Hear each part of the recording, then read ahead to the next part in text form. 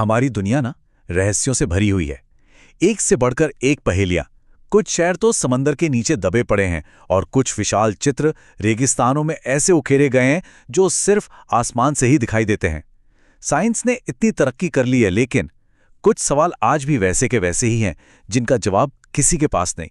और यही वो सवाल है जो हमें सोचने पर मजबूर करता है। क्या वाकई हमारे पास अपने अतीत को समझने के सारे तरीके मौजूद हैं, या इतिहास की कुछ कहानियां हमेशा के लिए एक राज ही बनी रहेंगी?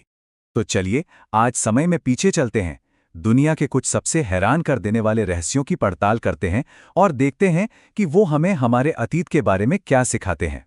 तो हमारा पहला पड़ाव है जापान के तट से कुछ दूर समंदर की गहराइयों में। क्या कभी सोचा है कि एक पूरा का पूरा शहर समंदर के नीचे समा सकता है? कहानी शुरू होते है 1980 के दशक में, जब एक लोकल डाइवर शार्क की तलाश में पानी में उतरा।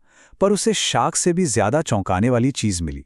पानी के नीचे एक बहुत बड़ा ढांचा, जिसमें साफ साफ सीढ़ियां और चबूतरे बने हुए थे, जैसे किसी ने उन्हें तराशा हो। इस एक खोज ने पूरी दुनिया में हलचल मचा दी। लेकिन असली रहस्य तो तब सामने आया जब इसकी उम्र का पता चला। अंदाजा लगाया गया कि ये ढांचा करीब करीब 10 से 12,000 साल पुराना है। अब सोचिए, उस जमाने में तो कोई ऐसी सिविलाइजेशन थी ही नहीं जो इतना बड़ा कंस्ट्रक्शन कर सके। तो फिर ये बना कैसे? और बस यहीं से असली बहस शुरू हो जाती है। वैज्ञानिकों का एक ग्रुप कहता है कि भाई ये सब नेचुरल है, समंदर की लहरों और जमीन के अंदर की हलचल ने चट्टानों को ऐसा आकार दे दिया। लेकिन एक दूसरा ग्रुप है जो इस बात को बिल्कुल नहीं मानता। प्रोफेसर मसाकी कीमुरा जैसे रिसर्चर्स कहते हैं कि जरा इन बनावटों को देखो, एकदम सीधे 90 डिग्री के एंगल, सीधी सपाट लाइनें और पत्थरों पर ऐसे निशान हैं जैसे किसी औजार से उन्हें काटा गया हो। ये प्रकृति का काम नहीं हो सकता।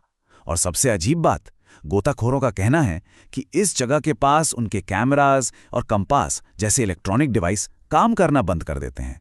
मतलब क्या वहां कोई अनजान एनर्जी है?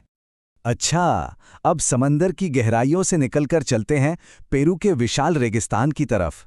यहाँ एक ऐसा रहस्य इंतजार कर रहा है जिसे देखने के लिए आपको जमीन से बहुत बहुत ऊपर जाना होगा। ये हैं नास्का लाइन्स, जमीन पर बनी हुई विशाल आकृतियां जो करीब 2000 साल पुरानी हैं। इनमें जानवर हैं, पेड़ हैं और अजीबोगरीब ज्यामितीय आकार हैं। एक चिड़िया की आकृति ही करीब 300 मीटर लंबी है।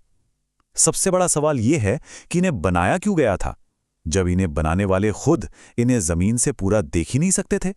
अब इसको लेकर भी कई थ्योरीज हैं।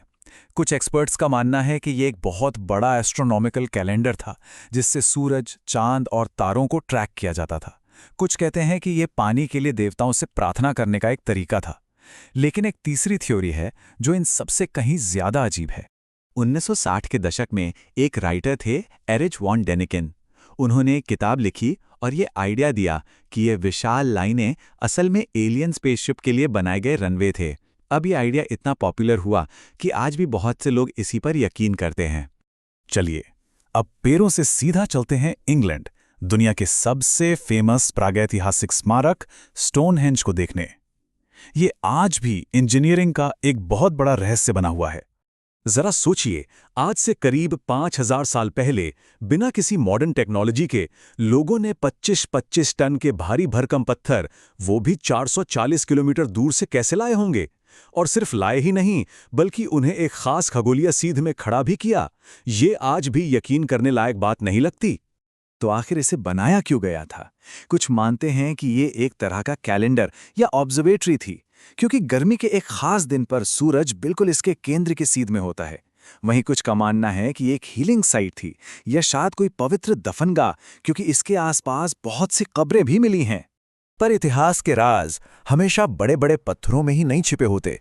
कभी कभी सबसे बड़ी पहेलियां इतनी छोटी होती हैं कि आप उन्हें अपने हाथों में पकड़ सकते हैं, किसी पुरानी किताब के पन्नों में या किसी कपड़े के धागों में। जैसे कि वॉइनिच पांडुलिपि, 15वीं सदी की एक किताब जो एक ऐसी भाषा में लिखी है जिसे आज तक कोई नहीं पढ़ पाया। दुनिया भर के कोड ब्रेकर्स, यहां तक कि एआई भी हार मान चुके हैं। इसमें ऐसे पेड़ पौधों के चित्र हैं जो धरती पर हैं ही नहीं।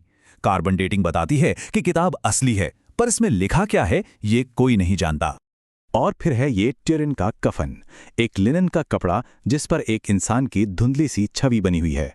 उसके शरीर पर वैसे ही घाव हैं जैसे सूली पर चढ़ाए जाने पर बनते हैं। बहुत से लोग मानते हैं कि ये ईसा मसीह का कफन है। साइंटिस्ट आज तक ये नहीं समझ पाए कि ये फोटो जैसी इमेज आखिर बनी कैसे, क्योंकि इस पर ना तो कोई पेंट है, ना स्याही, ना कोई रंग। जिन रहस्यों की हमने बात की वो तो बस एक झलक है। हमारा इतिहास ऐसी न जाने कितनी ही पहेलियों से भरा पड़ा है जिनके जवाब शायद हमें कभी ना मिले। जरा बरमूडा ट्रायंगल के बारे में सोचिए। समुद्र का वो हिस्सा जहां न जाने कितने जहाज और प्लेन बिना कोई निशान छोड़े गायब हो गए। या फिर 1513 का वो पीरी रीस नक्शा जिसमें अंटार्कटिका को दिखाया गया है, वो भी उसकी खोज से सदियों पहले, और तो और बिना बर्फ की चादर के। ये कैसे हो सकता है? गीजा का महान पिरामिड, जिसकी बनावट में गणित की सटीकता और खगोलीय अलाइनमेंट आज भी बड़े बड़े इंजीनियर्स का सिर चकरा देता है। और अपने ही देश में भारत के तट पर मिली भगवान कृष्ण की पौराणिक नगरी डूबी हुई द्वारिका, जिसके अवशेष 9000 साल से भी ज्यादा पुराने बताए जाते हैं। ये खोज हमें अपने प्राचीन ग्रंथों पर फिर से सोचने को मजबूर करती है। ये सारे रहस्य हमें बस एक ही बात याद दिलाते हैं कि हम अपने अतीत के बारे में कितना कम जानते हैं। शायद सबसे बड़ी खोजें तो अभी होनी बाकी हैं, जो समंदर की गहराइयों में या किसी भूली बिसरी किताब के पन्नों में हमारा इंतजार कर रही हैं। क्या हो अगर हमारे अतीत की सबसे बड़ी और सच्ची कहानियां वही हों जिन्हें हम आज तक